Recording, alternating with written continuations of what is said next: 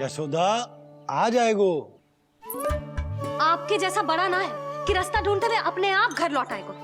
बस 6 महीने का बालक है, अबोध है। हे नारायण, क्षमा करना, अपने पति देव से ऊंची स्वर में बात कर ली मैंने।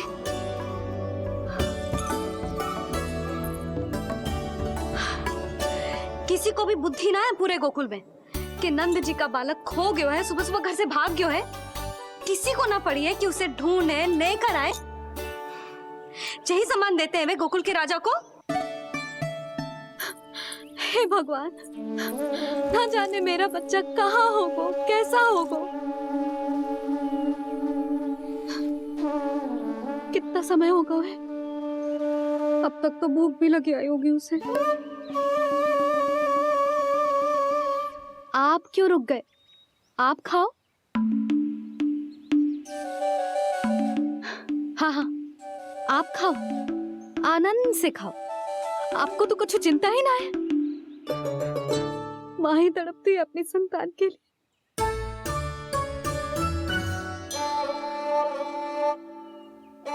अब क्या खाली पेट काम पे जानो है? क्या कहेंगे सब कि यशोदा अपने पति को भूखा रखे? ना ना, आप खाओ, खाओ ना।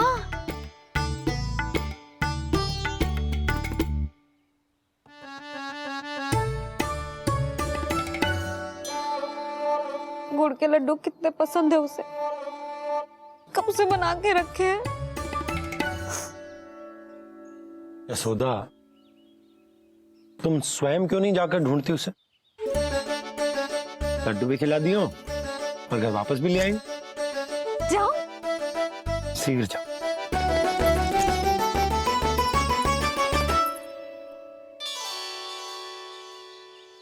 किंतु आप तो खाना खा रहे हो ना पतिदेव? वही तो, मैं खाना खा रहा हूं, परंतु वो भूखा है। तुम जाओ। वो तो भूखा है।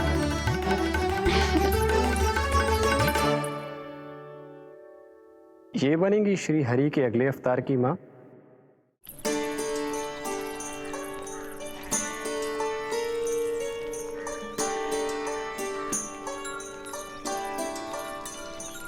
मेरे बच्चे को देखो है ना।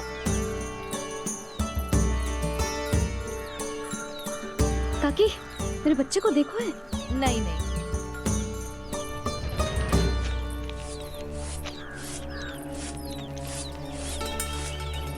सुमति, मेरे बच्चे को देखो है क्या कहीं? नहीं तो। ना देखो। जानकी, प्रभावती, मेरे बच्चे को देखो है कहीं?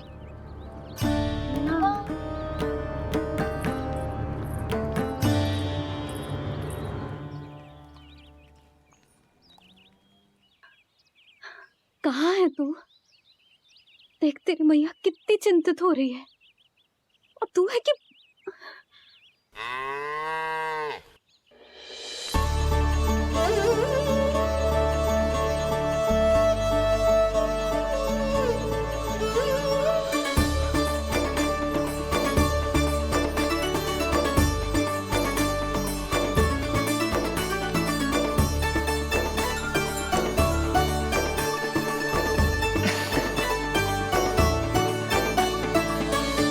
हाँ, अभी तक मैया यशोदा का लाडला यही है, 6 माह का बछड़ा।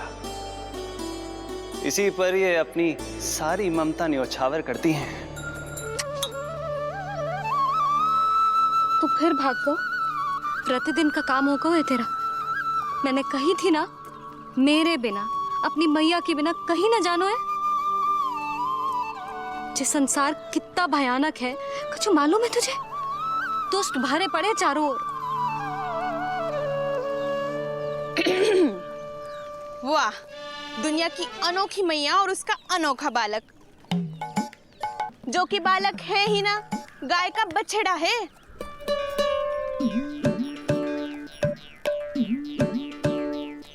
तो लक्षणा, तुम्हारी जे दशा कौन ने की? और कौन ने? जे तुम्हारे सपूत ने कूद फाड़ के मेरे पूरे बगीचे का सत्यानाश कर दो है। मेरा रामू ऐसा कर ही ना सकता। जे क्यों आएगा तुम्हारे बगीचे में? रंग बिरंगे फूलों के लिए। फूलों के लिए? हाँ, जीप लपलपाती है इसकी मेरे फूलों के लिए। सुबह सुबह भाग के आ जाता हो इन्हें खाने के लिए। फूल खाने? सुलक्षणा, तुम्हें कछु वहम हुआ है? जे मेरा रामू है, जे फूल वूल क्यों खाएगो भला? अच्छा, तो फिर आप ही इसका मुंह खोलो और स्वयं देख लियो। हाँ तो ठीक है, असत्य के पैर ना होते जो अभी सिद्ध हो जाएगा। रामू, मुंह खोल के दिखा। मैया की कहीं मानते हैं ना? मुंह खोल। रामू, सुलक्षणा चाची को दिखा दे कि तूने उनके फूल ना खाए। चल मुंह खोल, मुंह खोल।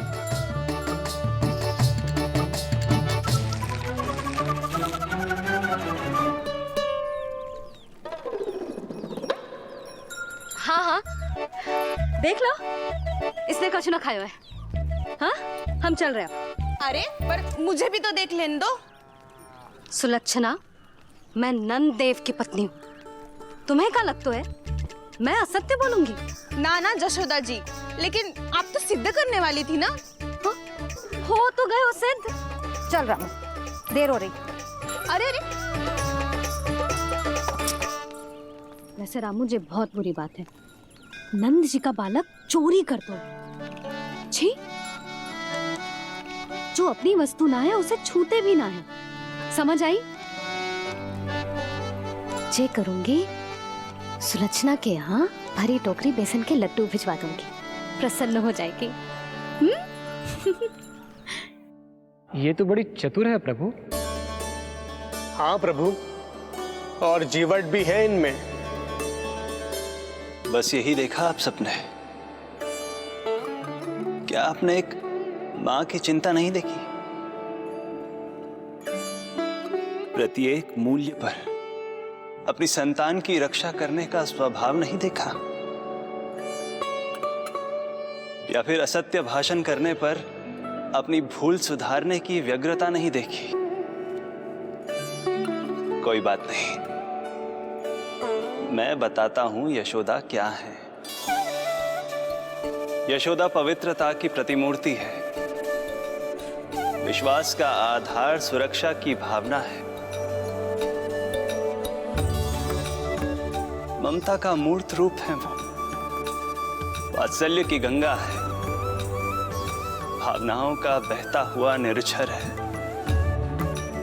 यशोदा अपने आप में परिपूर्ण है। यशोदा मां है। प्रभु, मां यशोदा निश्चित ही अद्भुत है। जिनके यहाँ आप पुत्र बनकर जाना चाहते हैं, उन्हें तो असाधारण होना ही है। किंतु प्रभु, आपके दिए हुए वचन के अनुसार आपको देवी देवकी का पुत्र बनकर जाना है, तो फिर आप एक ही जन्म में दोनों माताओं के पुत्र कैसे बन सकते हैं? आपका प्रश्न उचित है इंद्रदेव।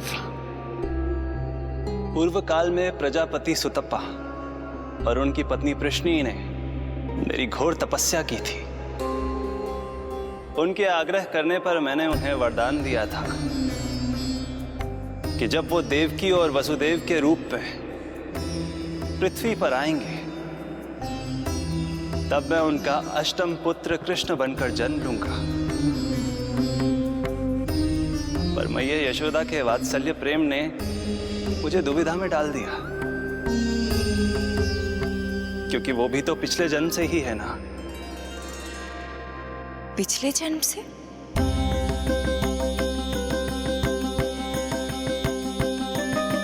पिछले जन्म में मैया यशोदा 8 वसुओं में से एक श्री द्रोण की पत्नी धरा थी।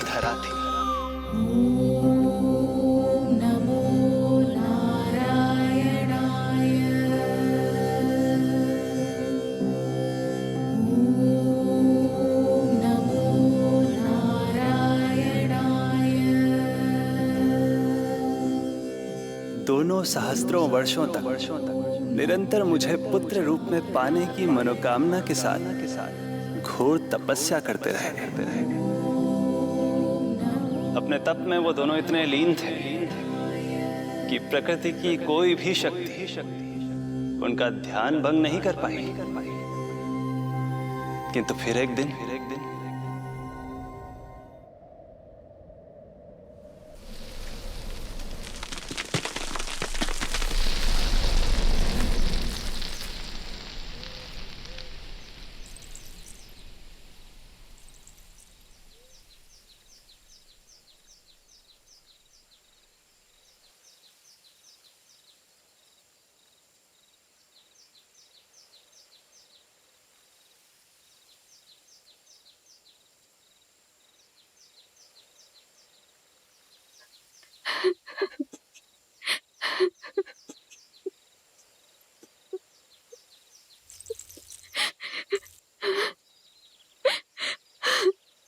हमारे भक्ति में ऐसी क्या कमी रह गई प्रभु कि अभी तक आपके दर्शन का सौभाग्य नहीं मिला।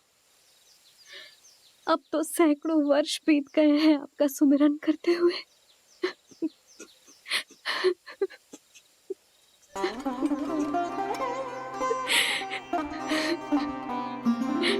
साचा सुमिरन सबसे हरि का, साचा है हरि नाम। साचा सुमिरन सबसे हरि का, साचा है हरि नाम। जिनकी कृपा से बन जाते हैं सबके बिगड़े काम, सबके बिगड़े काम। साचा सुमिरन सबसे हरि का, साचा है हरि नाम। आतुर है आंचल का उपवन, सुनने को पैजनियां छुन छुन। मधुर मधुर तुतलाती बोली, खेले संग संग आँख में चोली। मेरे मुख पे भी दे दो प्रभु, ममता भरी मुस्कान। साचा सुमिरन सबसे हरि का, साचा है हरि नाम। भक्त बिना भगवान है जैसे, माता बिन संतान के वैसे। हरि बिन मेरा जीवन सूना, भगवान लाज मेरी रख लो ना। भगवान लाज मेरी रख लो ना।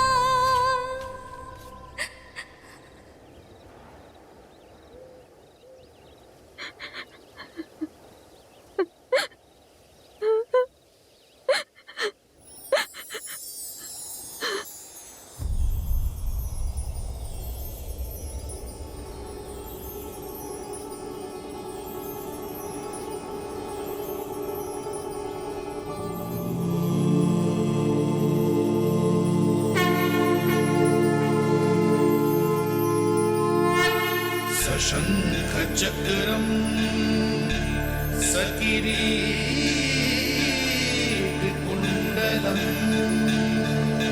सपीतवस्त्रं सरसीरुहेक्षणम् सहारवक्षस्थलशोभितौस्तुभम् नमामि विष्णुं शिरसा चतुर्भुजम्।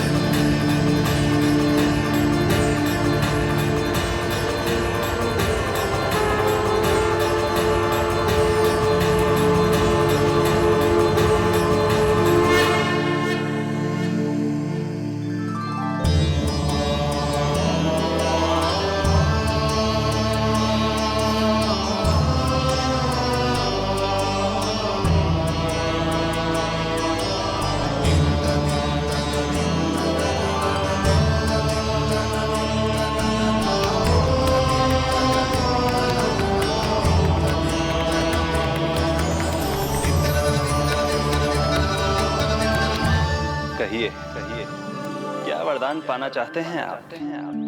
प्रभु, हम आपकी सेवा करना चाहते हैं, परंतु भक्त की भांति नहीं, अभी तो माता पिता के समान। आपका एक पुत्र के रूप में पालन पोषण करें।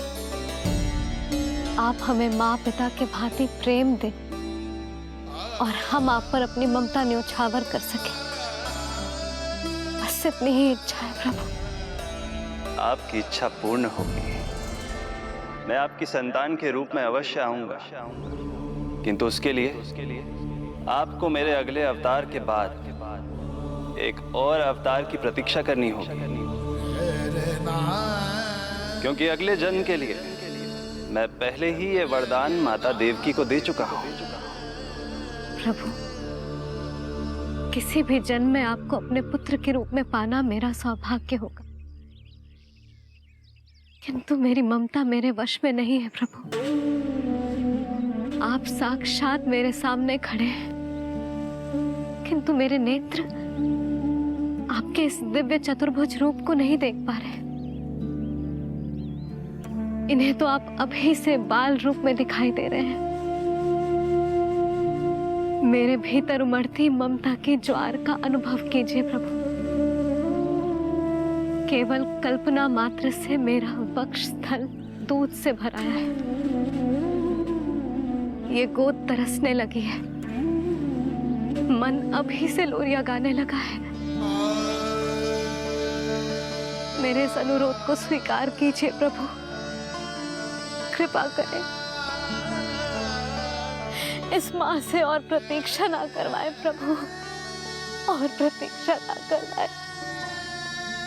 उस पल माता धरा की ममता भरी भक्ति और प्रेम भाव को देखकर मेरे मुख से भी वो शब्द निकल ही पड़ा जिसे एक बच्चा पहली बार बोलना सीखता है, माँ।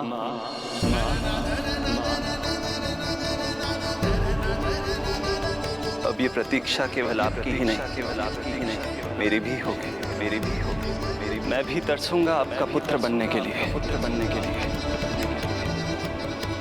इस समय मैं विवश हूँ, किंतु मैं आपको वचन देता हूँ, मैं आपकी संतान बनकर अवश्य आऊंगा, अवश्य आऊंगा। प्रभु,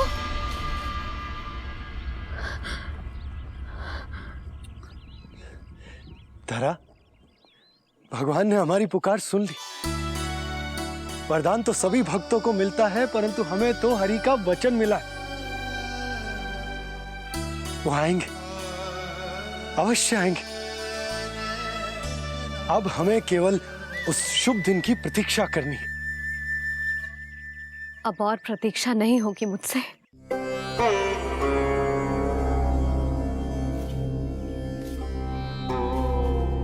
हमने सहस्त्रों वर्षों तक तपस्या की, ये समझ लो कि वो तपस्या अभी शेष नहीं। श्री हरि को अपने सामने देखकर मेरी व्याकुलता का बांध टूट गया है। 2 जन्म बहुत बड़ा समय होता है स्वामी।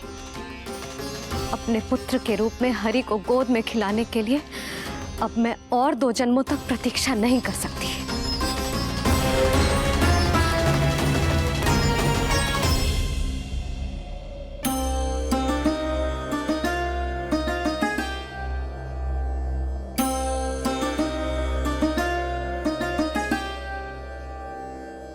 व्यर्थ हरि बिन जग ये सारा, व्यर्थ हरि बिन जीवन धारा।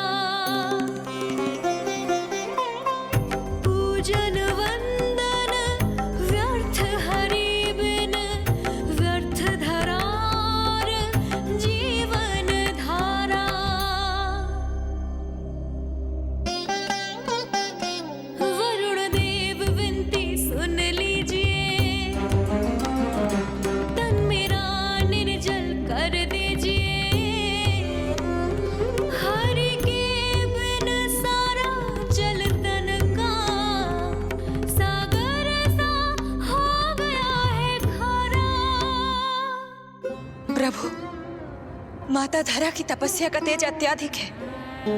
प्रकृति के पंच तत्व, पांचों महाभूत इनकी पुकार सुनने के लिए विवश है।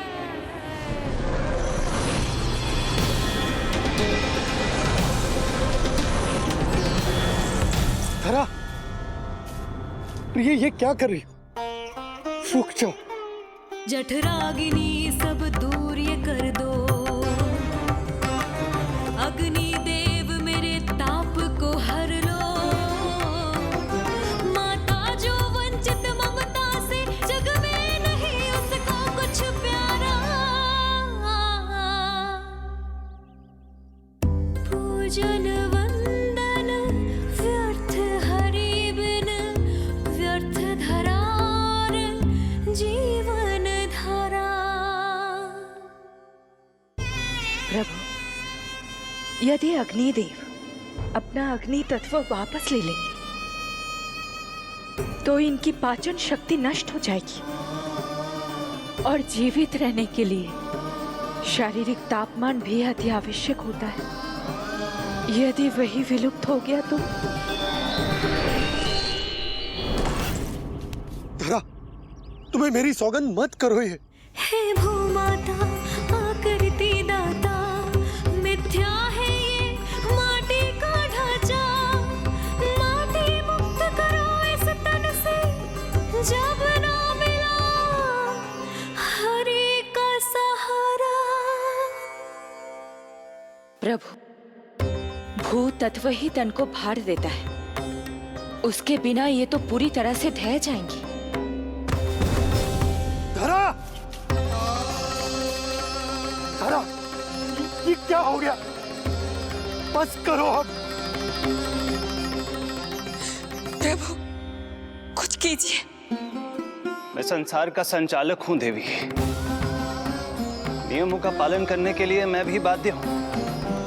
जो वचन मैं पहले ही माता देवकी को दे चुका हूं, यदि मैं चाहूं तो भी उसे तोड़ नहीं सकता।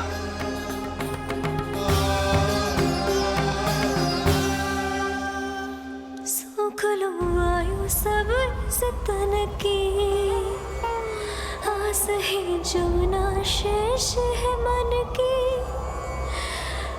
वायु देव कृपा करो अब ये, रोक दो इन श्वासों की धारा।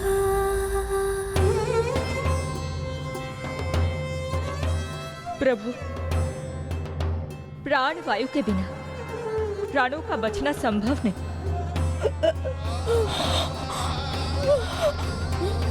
धरा, धरा, धरा, धरा, बस करो अब। क्या तुम अपनी सुध-बुध खो चुकी हो? तुम्हारे प्राणों में मेरे भी प्राण बसते हैं प्रिय। रुक जाओ। हे आकाश देव, तुमको मेरा अंतिम प्रणाम। अंतरात्मा लीन करो मेरी, लेके श्री हरि का नाम।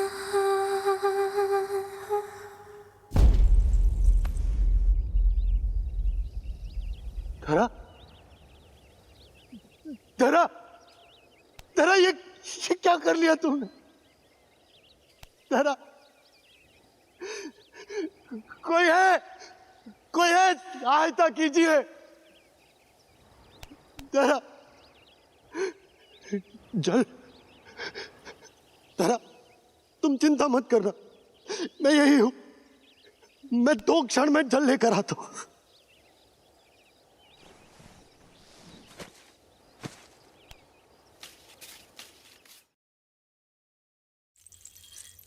प्रभु, आप नियमों से तो अवश्य बंधे हैं, परंतु आप लीलाओं के स्वामी हैं। कोई तो उपाय निकालिए।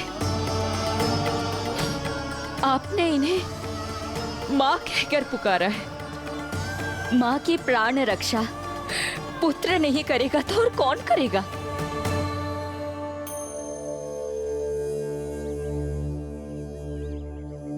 प्रेम ना जिसकी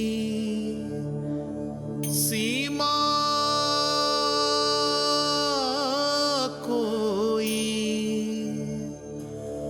ना कोई आया माँ की ममता के आगे। विवश हुए भगवान,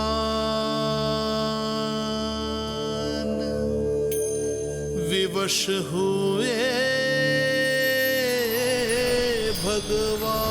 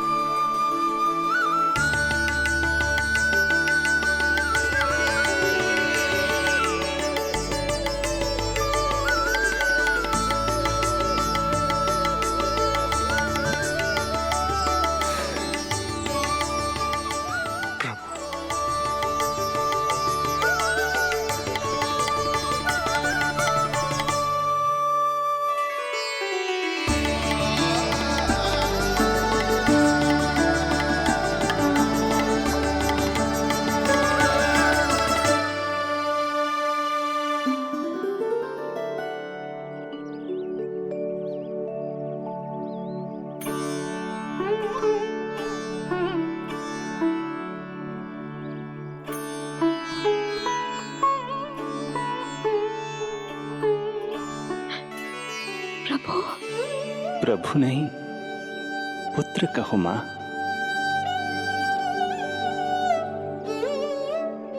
पुत्र, मेरा पुत्र, मेरा पुत्र।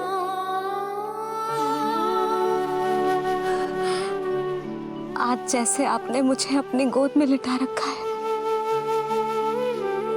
क्या कुछ ऐसा नहीं हो सकता कि शीघ्र ही मुझे आपको अपनी गोद में खिलाने का अवसर मिल जाए?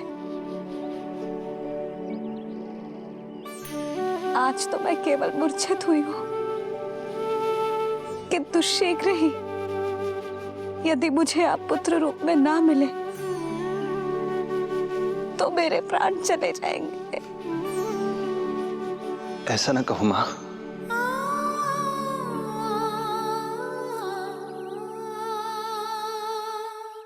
माता देवकी को मैं पहले ही वचन दे चुका हूं, इसलिए विधि के विधान के अनुसार मुझे उन्हीं का पुत्र बनकर जन्म लेना होगा। किंतु आपकी आतुरता का अनुभव करने के बाद अब मैं भी आपका स्नेह पाने से स्वयं को और वंचित नहीं रख सकता। आपने वरदान मांगा था कि आप पुत्र की भांति मेरा पालन पोषण करना चाहती हैं। इसलिए यदि आप उचित समझें तो आप अगले जन्म में ही अपनी इच्छा पूर्ण कर सकती हैं। जिस आयु में संतान को अपनी मां की ममता के आंचल की आवश्यकता सबसे अधिक होती है, उस आयु में अर्थात अपने जन्म के प्रथम दिन से 10 वर्षों तक मैं आपके साथ रहूंगा। किंतु फिर मुझे अपनी जन्म देने वाली मां माता देवकी के पास लौटना होगा। ऐसा करने से मैं उन्हें दिया वचन भी निभा पाऊंगा और आपकी ममता का सौभाग्य भी प्राप्त कर पाऊंगा। यदि आपको स्वीकार हो तो। स्वीकार है, स्वीकार है प्रभु, सहर्ष स्वीकार है। एक माँ और पुत्र का नाता केवल उसके कोख से जन्म लेने से ही नहीं बनता। ये नाता तो ममता से बनता है और मैं अपनी ममता आप पर न्यौछावर करने के लिए आतुर हूं। यशोमती मैया के नंद लाला, यशोमती मैया के नंद लाला, यशोमती मैया के नंद लाला, यशोमती मैया के नंद लाला। तो इस प्रकार परमपिता परमेश्वर श्री हरि विष्णु एक ही जन्म में दो माताओं का पुत्र बनने के लिए उत्साहित भी थे और भावुक भी। किंतु जगत माता श्री लक्ष्मी और अन्य सभी देवगण ये जानना चाहते थे कि श्री हरि ये अभूतपूर्व कार्य कैसे करेंगे। भगवान बोले, ये सब संभव होगा उसके कारण जो मेरे अगले जन्म की कथा का मुख्य पात्र है, कंस।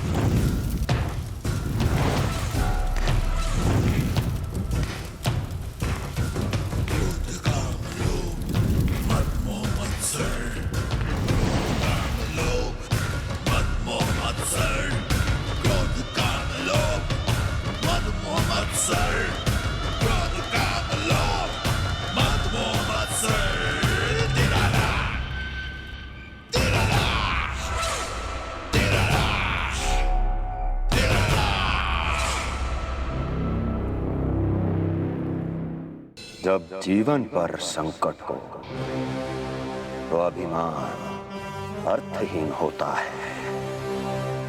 जब प्राणों पर बनाए तो सम्मान स्वाभिमान सब निरर्थक होता है। इन व्यर्थ के मूल्यों को बीच में मत आने दो। और दया उसे तो बिल्कुल नहीं। मार डालो साधु संत ऋषि मुनि स्त्री वृद्ध, चाहे वो नवजात शिशु ही क्यों ना हो। किंतु हाँ, यदि शत्रु भारी पड़ने लगे, पराजय सामने दिखाई देने लगे, तो उसी क्षण शत्रु के पैर पकड़ लो और अपने प्राणों की भिक्षा मांग लो। अहंकार को आड़े मत आने दो। अग्नेः शेषम ऋणः शेषम शत्रुः शेषम तथैव च पुनः पुनः प्रवर्धेत तस्मात् शेषम न कार्येत। अर्थात अग्नि की एक भी चिंगारी, ऋण की एक भी मुद्रा और शत्रु की एक भी संतान यदि शेष रह जाए तो शीघ्र ही विकराल रूप धारण कर सकती है। इन सब का समूल नाश ही एकमात्र उपाय है अपनी सुरक्षा का। इसलिए कहता हूं, साम दाम दंड भेद कोई भी युक्ति क्यों ना लगानी पड़े, शत्रु के प्राणों का हरण ही परम उद्देश्य होना चाहिए। छोड़ो मत, फिर चाहे वो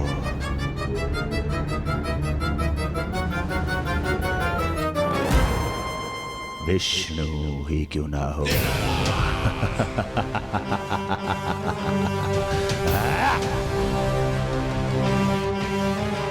यही थी कंस की दिनचर्या।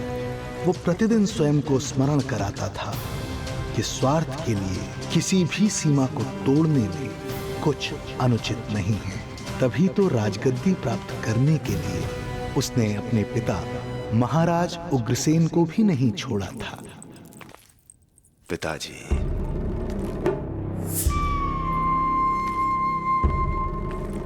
हो सके तो मुझे क्षमा कर दीजिएगा।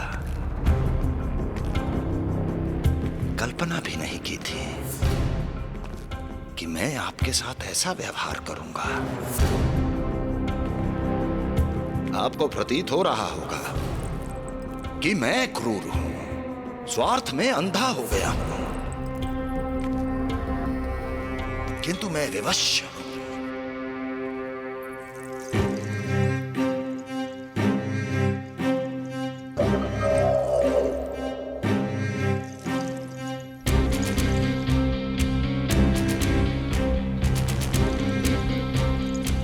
आज से सत्ता का ये भार अब मुझे उठाना पड़ेगा पिताजी, क्योंकि आप तो अत्यंत दयावान हैं। अपनी आवश्यकता से अधिक प्रेम आपको अपनी प्रजा से है, किंतु मैं ऐसा नहीं। मैं अपने शत्रुओं का काल हूं, तभी तो मेरे प्रति दुर्भावना रखने वाले मेरे सम्मुख आने से पहले थर थर कांपते हैं। इसलिए मथुरा का राज सिंहासन मेरे साथ अधिक सुरक्षित रहेगा, क्योंकि मैं आपसे अधिक उपयुक्त हूं पिताजी। मेरा विश्वास कीजिए। हृदय पर गोवर्धन पर्वत रखकर मुझे यह निर्णय लेना पड़ रहा है पिताजी।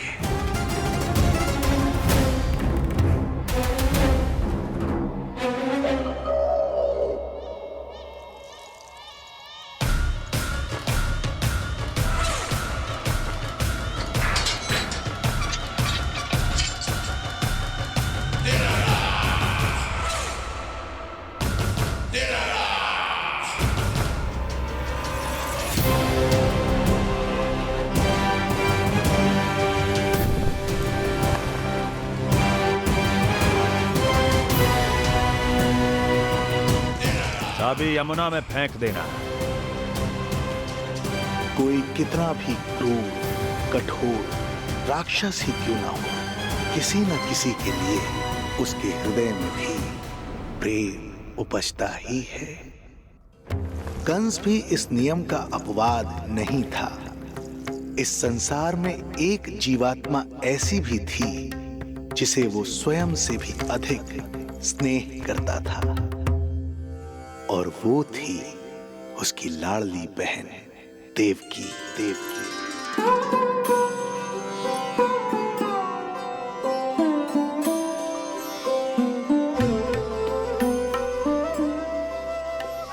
देवकी के लिए कंस एक राजा नहीं, मात्र भाई था, जो अपनी बहन की छोटी सी मुस्कुराहट के लिए आकाश पाताल एक कर सकता था। अत्यंत धूमधाम से उसने अपनी देवकी का विवाह यादवराज वसुदेव के साथ संपन्न करवाया। रुको रुको,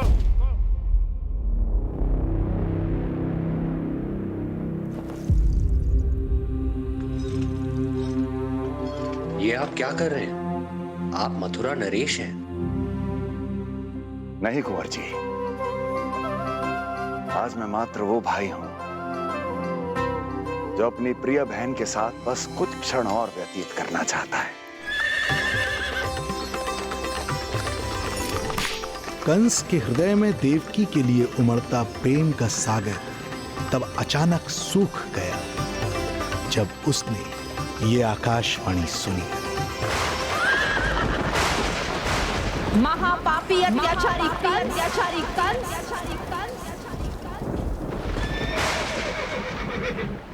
जिस देवकी को तू इतने प्रेम से ससुराल ले जा रहा है वही तेरे अंत में सहायक होगी। तेरा काल तेरी प्रिय बहन के गर्भ से उसकी 8वीं संतान बनकर जन्म लेगा और तेरा विनाश करेगा।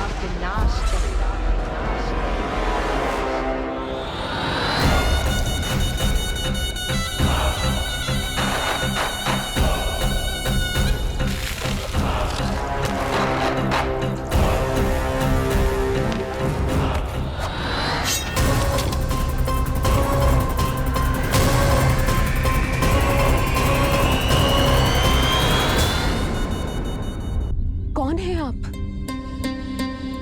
मुझे आपसे भय लग रहा है। आप मेरे भैया नहीं हो सकते। सही कहा तूने। जो मेरे विनाश को जन्म दे उस कुल घातिनी से मेरा कोई संबंध नहीं। महाराज, रक्त के संबंध क्रोध की अग्नि में मत झुलसाइए। जिस बहन को आपने बचपन से आज तक इतना प्रेम दिया, क्या वो आपके विरुद्ध किसी षड्यंत्र में सहायक हो सकती है? भला हमारी संतान आपका विनाश क्यों करेगी? अपनी नवविवाहित बहन पर कृपा कीजिए महाराज। अपने पुरुषार्थ से आपने कितने असुरों को युद्ध में पराजित किया है। आज वो सब दरबारी बनकर आपकी सेवा करते हैं। ये महापराक्रमी कंस, यदि वो मायावी असुर आपको हानि नहीं पहुंचा पाए तो ये आपकी बहन आपका क्या बिगाड़ सकती है? दया कीजिए महाराज, दया कीजिए। आप बीच में मत पड़िए कुंवर जी। सुना नहीं क्या? इसकी 8वीं संतान मेरा वध करेगी। जब मां ही नहीं बचेगी तो 8वीं संतान के जन्म का तो प्रश्न ही नहीं उठता। यदि ऐसा है तो आप मुझे मार दीजिए।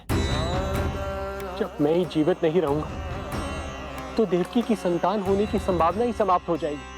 अपने बहनोई की हत्या का पाप मैं नहीं कर सकता।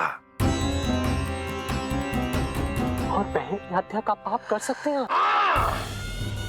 जिसे जीवन भर प्रेम दिया है उसके प्राण लेने का अधिकार है मुझे। प्रिय भैया, यदि आपको इस विषय में इतना संदेह है तो आप हमारी 8वीं संतान के प्राण ले लीजिएगा। बल्कि 8वीं संतान ही क्यों, उसका जन्म होने तक हमारी सभी संतानों का वध आप स्वयं अपने हाथों से कर लीजिए। स्वामी, हे मथुराधिपति, मेरी पत्नी को प्राण दान दे दीजिए। मैं महाराज शूरसेन का पुत्र वसुदेव आपको वचन देता हूं, अपनी 8 संतानों को जन्म लेते ही स्वयं आपके सामने प्रस्तुत करूंगा। अपनी 8 संतानों को जन्म लेते ही स्वयं आपके सामने प्रस्तुत करूंगा।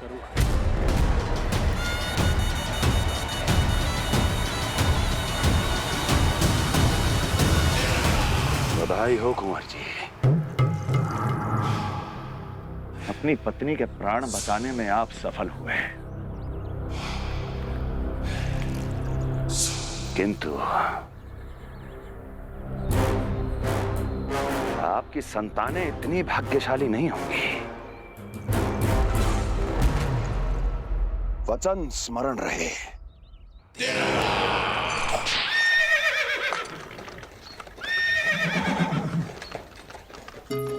इस तरह रक्त की प्यासी कंस की तलवार की छाया में देवकी और वसुदेव का वैवाहिक जीवन प्रारंभ हुआ। जब कंस की निर्ममता और वसुदेव के वचन का ये दुखद समाचार गोकुल पहुंचा तो हे नारायण, अर्थात राजा वसुदेव यदि कंस के सामने गिड़गिड़ाते नहीं तो रानी देवकी के प्राण चले जाते। हाँ नंदराज, और अब वो दोनों कंस के महल में हैं, किंतु वो महल भी उनके लिए किसी बंदी गृह से कम नहीं है।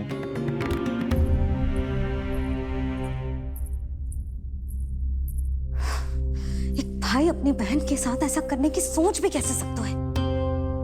मेरा बस चले तो इस दुष्ट कंस को मटके में डाल के इसे घोट के रख दूं, जैसे मलाई घोट के माखन निकाला जाता है।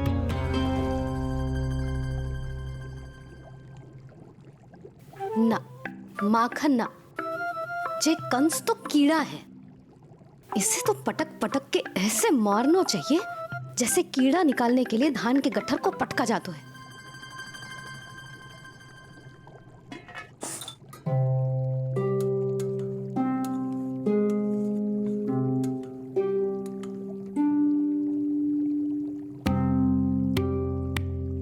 किंतु जब रोहिणी जिज्जी को पता चलेगा तो वो तो अपने आप को ही दोष देंगे, क्योंकि बालक ना होने के कारण उन्होंने ही वसुदेव जी को राजकुमारी देवकी के साथ दूसरा विवाह करने पर विवश किया था। हे ईश्वर,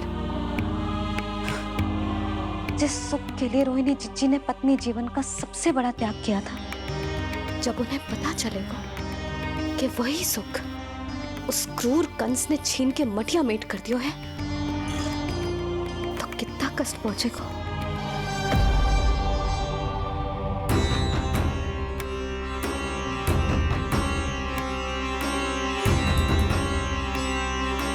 रोहिणी जीजी,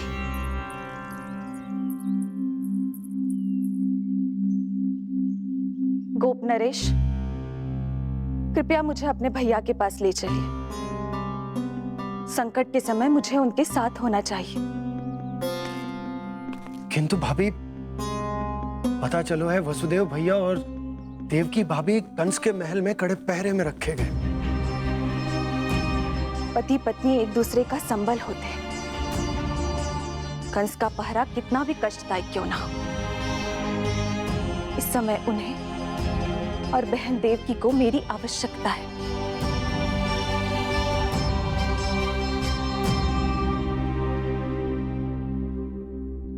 ये मेरी व्यवस्था है।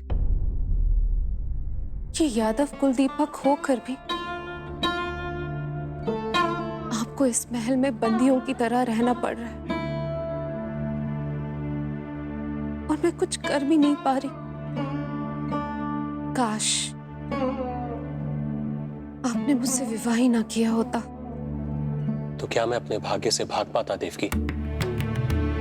पूर्व जन्म के कर्मों के फलस्वरूप जो हमारी नियति में लिखा है वो तो हमें भोगना ही है। श्री हरि क्या करते हैं, कब और क्यों करते हैं, ये दुख हमारे जीवन में किस उद्देश्य से आए हैं, इन रहस्यों का पता लगा पाना हम मानवों के लिए संभव नहीं है देवकी।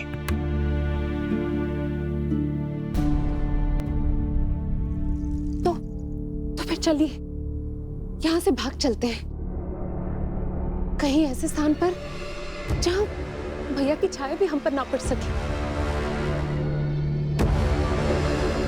नहीं प्रिय, कंस के गुप्तचरों की दृष्टि हम पर अवश्य होगी, और मैं ऐसा कोई कार्य नहीं कर सकता जिससे तुम्हारे जीवन पर कोई संकट आए।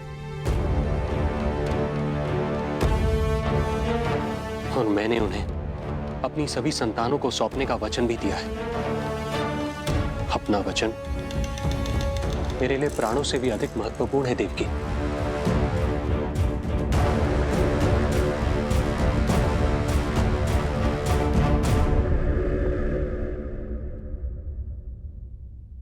राजन, राजकुमारी, गोकुल से रानी रोहिणी और गोपराज नंद पधारे हैं।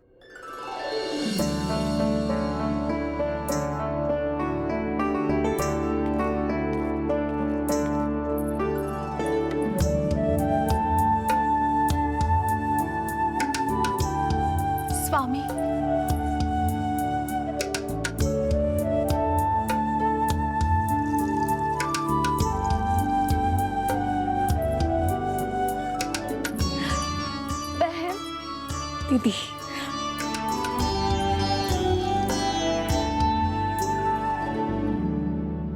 भाई नंद, जो आप हमारे लिए कर रहे हैं उसके लिए धन्यवाद शब्द बहुत छोटा है। मैं अपने भाग्य को स्वीकार कर चुका हूं। यदि यही श्री नारायण की इच्छा है तो यही सही।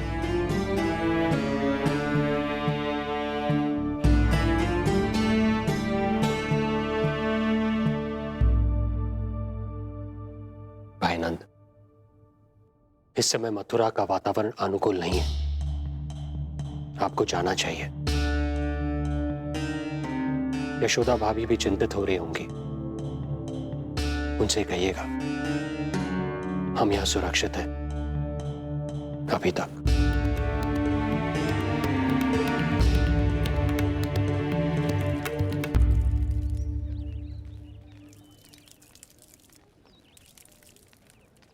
वसुदेव भैया का भाग्य पर भरोसा देख वे अपनी संतानों को कंस को अवश्य सौंपेंगे। हे ईश्वर, इतना कठोर वचन, जब इसे निभाने का कठिन समय आएगा तो कैसा अनुभव करेंगे वे? उनका हृदय तो चकनाचूर हो जाएगा।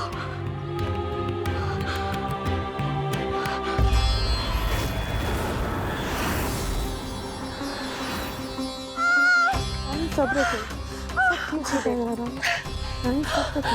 देवकी, मैं महाराज शूरसेन का पुत्र वसुदेव आपको वचन देता हूं, अपनी 8 संतानों को जन्म देते ही स्वयं आपके सामने प्रस्तुत करूंगा।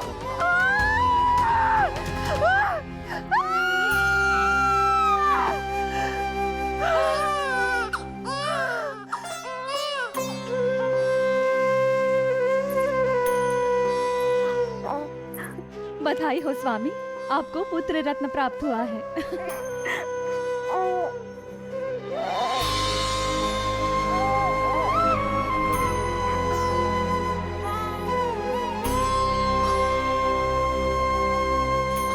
महाराज को पता चला तो क्या होगा?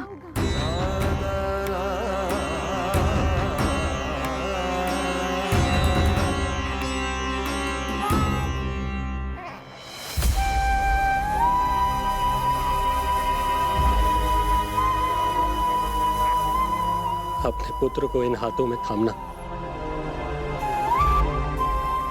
कितने वर्षों से इस पल की प्रतीक्षा कर रहा था मैं, और आज जब यह पल आया है मेरी आंखों में दुख के आंसू हैं। एक पिता जब प्रथम बार अपनी संतान को गोद में उठाता है तो सबसे पहले यह सोचता है कि उसे क्या नाम दूं, उसका सुनहरा भविष्य कैसे सुनिश्चित करे। किंतु मैं वो भाग्यहीन पिता हूं जो अपने पुत्र का भविष्य मृत्यु के अंधकार में डुबोने जा रहा है। मैं इसे नाम देकर क्या करूंगा?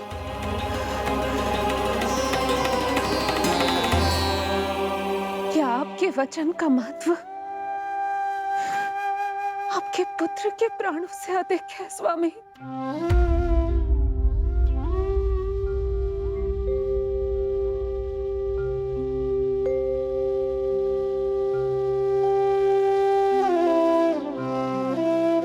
श्री नारायण का दूसरा नाम सत्य होता है देवकी।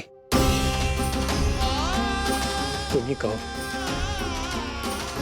मैं श्री नारायण से विमुख कैसे हो जाऊं?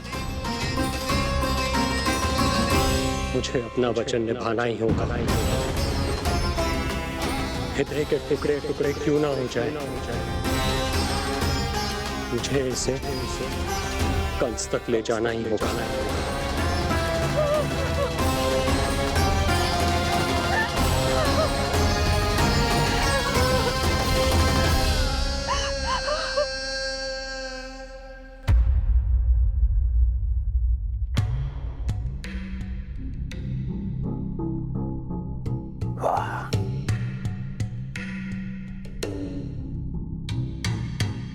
इतना स्वादिष्ट भोजन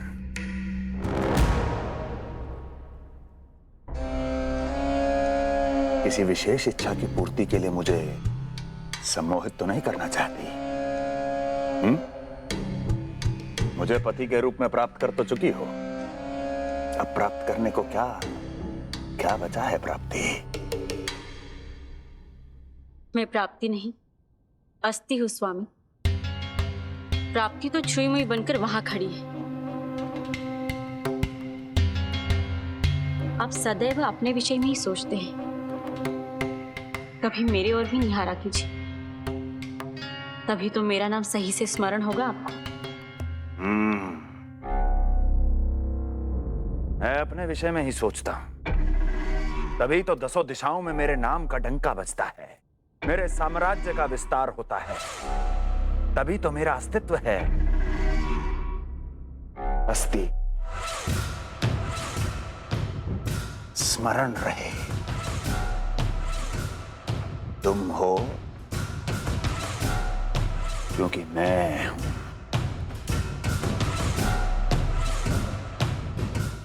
वन में यदि सिंह न हो तो उसके आश्रिति पर गीदड़ भी आक्रमण कर देते हैं। सिंह कभी अपने शत्रु को एक क्षण भी जीवित नहीं छोड़ता महाराज। आपने तो छोड़ दिया देवकी को। सिंह नहीं, आप वो गाय हैं जो अपनी कसाई से अथाह प्रेम करती है।